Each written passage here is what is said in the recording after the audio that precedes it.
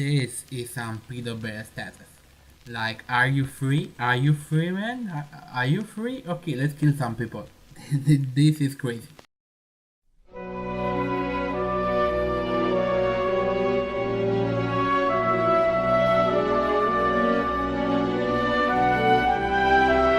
So hello everyone, this is Mr. Sassa and I'm here today to do a review of Hunter x Hunter chapter 360, and this chapter is just crazy. I'm just very sad that Hunter x Hunter will be going on a hiatus next week.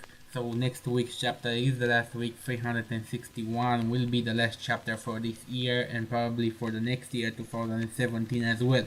So I'll meet you guys after next week. I'll meet you guys in 2018, 2019. I have no idea when Togashi is gonna come back, and that's very sad because this chapter is so cool, man. I mean, this power, these Nen beasts are just creepy as all hell. But I'll get to that. First of all, let's pick up where we left off, and Kurapika is interrogating the gods.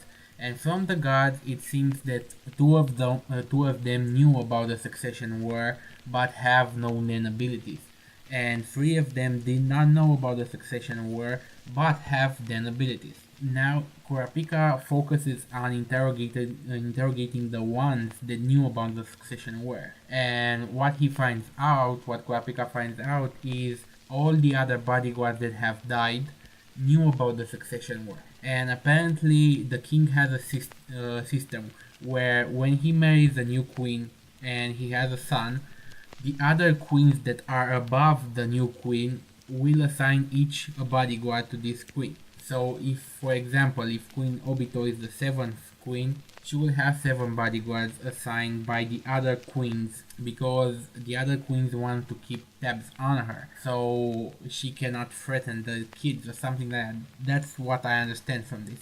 And she doesn't have a faithful bodyguard of her own, 100% faithful. I mean, the bodyguards themselves still must protect her, but they must protect her unless protecting her means causing harm to the other princess, something like that. So they do not protect her 100, and they are not faithful 100%.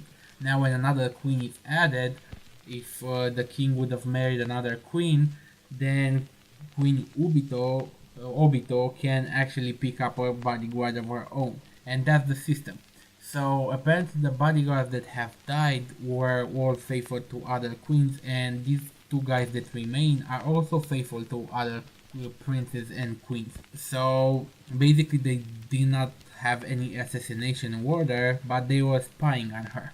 Now what those two tell Kurapika next is very interesting, because they tell Kurapika that the young Prince Weeble, whatever his name is, the baby, has Nen powers.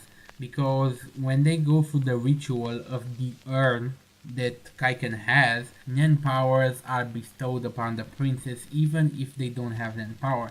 And for a child that young to have Nen power is very dangerous, because he cannot control at a logical level, he cannot control his Nen powers. His Nen powers have been bestowed upon him, and he now activates him from emotions. So even if Queen Obito is in danger and she has adrenaline in her system, the kid might activate the Nen power to protect his mother, which is very dangerous because the baby does not know friend from foe, and Kurapika does not know if the gods were killed by the baby, by the prince, or if they have been killed by an enemy, because the baby might have felt their ill intent against him, and he might have activated the Nen out of emotions or out of a survival instinct, and he might have killed them. So Kurapika doesn't know right now. But this is crazy because most of the princes know how to use Nen, but the younger princes do not know how to use Nen, and their powers, this parasitic Nen, is bestowed upon them and it goes amok. So they don't know when they are using their powers, and their powers are quite dangerous in some cases.